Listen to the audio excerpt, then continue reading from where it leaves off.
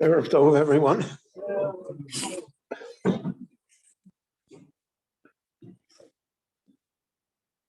The parsha begins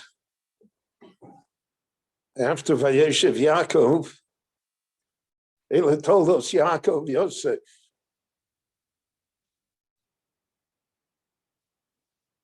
Rashi points out, and all the Meforshim follow that lead, that Yaakov sees his life through the life of Yosef. And oftentimes that's the case with parents, but here it's special. And the Torah says that because of that, he ben skuni mulo, because he was born when Yaakov was old already, and vayaslo ksonas pasim, and he therefore made for him this garment, this tunic, as a sign of love and a sign that he was a special child.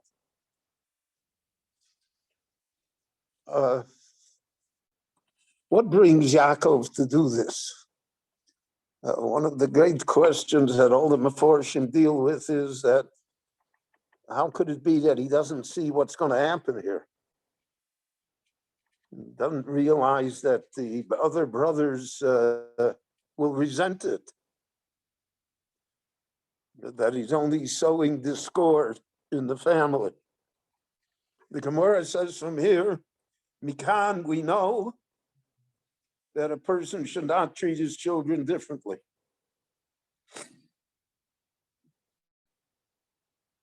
To the extent that that's humanly possible.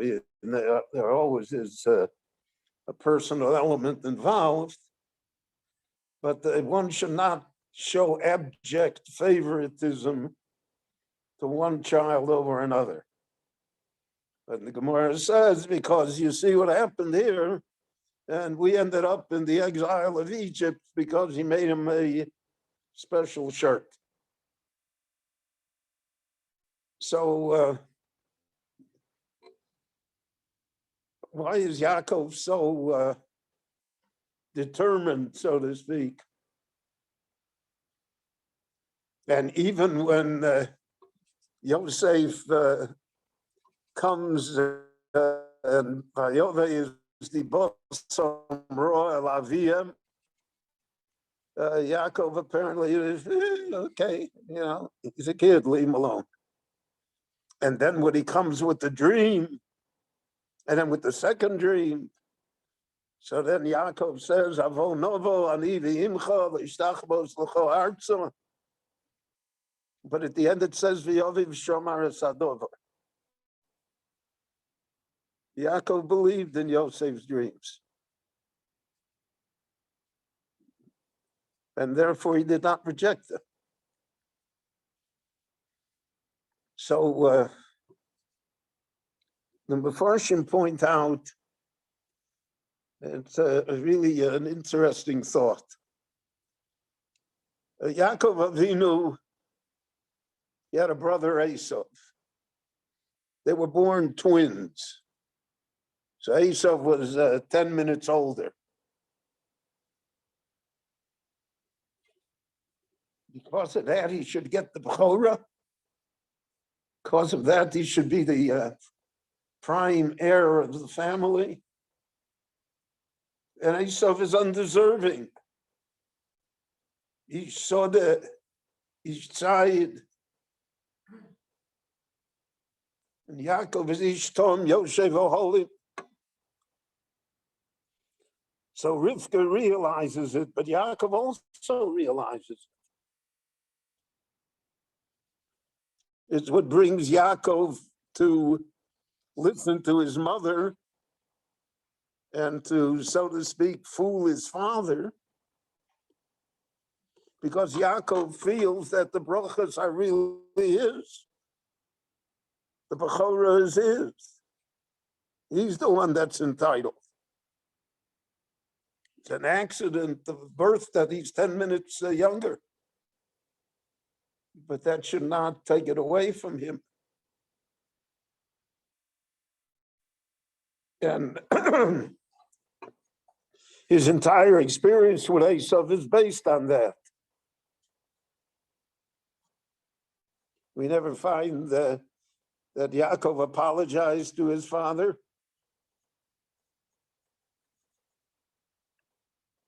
When he came back from Padan Aram with the family, the Torah doesn't tell us, no, and there's no midrashim. We didn't go into his father and say, I'm sorry, I fooled you.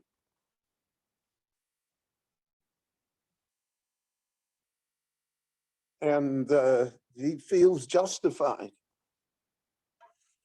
And therefore, that's why he is so cavalier with Esav too. Take whatever you want. But what's really important, I'm not going to give you. I'm not going to give that back to you. And he doesn't apologize to Esav either for selling him, for buying the Bechorah for a pot of noodles, because he feels he's entitled to it. He's entitled to it because he alone, unlike Esav, sees himself as the continuity of Avraham and Yitzchak. He alone sees himself as the one that has to build Klal Yisrael. And therefore, he is not regretful over the past.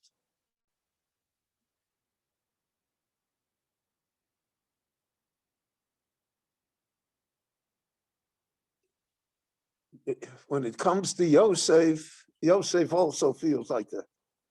Because I will say that Yaakov and Yosef had parallel lives. They had parallel thoughts about things. That's what it means. Eli told us Yaakov Yosef. He was more alike to Yaakov than any of the brothers. One of the parallelisms was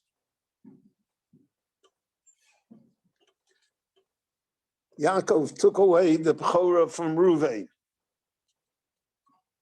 Reuven had done, we see it even at the end of Parshas Vayechi in his last words to Reuven.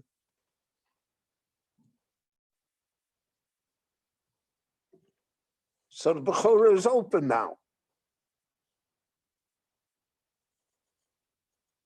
Reuven is disqualified. So then Yaakov has the right to give it to whoever he wants. Because Yosef is the firstborn of Rachel, and Rachel was his beloved wife. So it's understandable that both Yaakov and Yosef agreed that Yosef should become the Bechor,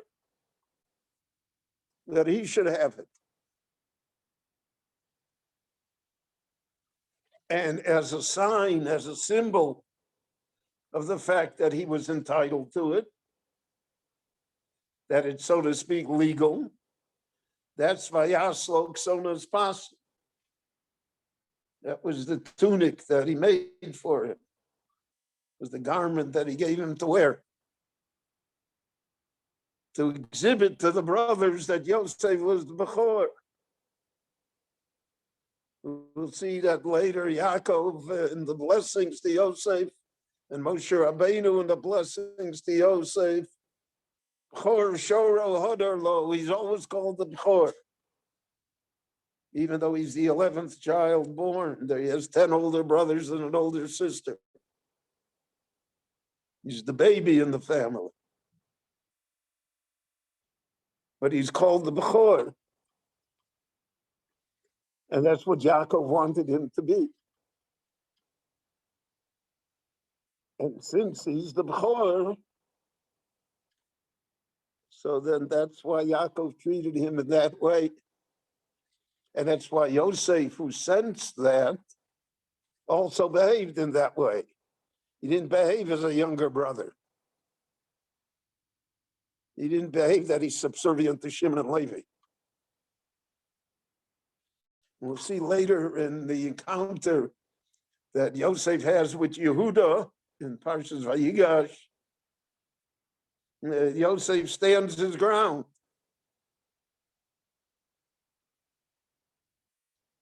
And in fact, according to the Chumash, Yosef arrested Shimon. He doesn't feel inferior. He doesn't feel that anything wrong happened. So again, we have the question. Did Yosef ever apologize to his brothers for the dream? The Torah doesn't tell us. He never was said to them, I acted rashly. I should not have told you the dreams, etc. He never said that to them. They said they were guilty. We're guilty the way we treated you. But he never apologized because he felt that he was legitimate all the way. He had the B'chor. So he and Yaakov are in a sense the same, of having done something which on the surface can be questionable, has to be explained, but that they are not regretful of it at all. They don't apologize for their actions.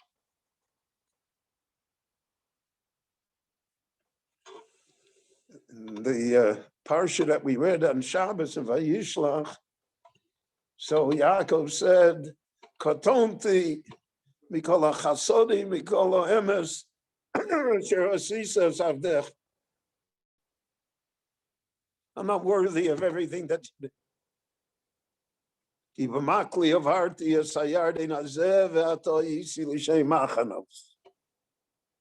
left with nothing, and look at me now. Look what I come back with.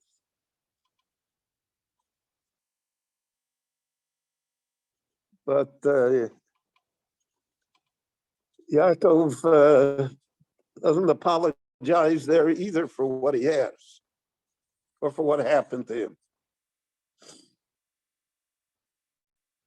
He says, Katonti, I used up a lot of my credits. Okay, it's every day I get on the email that different offers that I never asked for are expiring. And that I should run to, I have only 3 days left before the offer expires. That's Katonti. But it's not an apology. It's not a restructuring of what happened. So when we look at Yaakov on one hand, and then we look at Yosef, we see the same pattern. And that pattern is what developed Klal Yisrael. And that's why Yaakov will say to Yosef that Menashe and Ephraim, they're two, I'm giving you a double portion. Shchem echad al achecha. So why is he doing that again? I mean, think about it. We just went through 22 years of torture here because of a shirt. And now you're giving them extra tribes. Because that was right.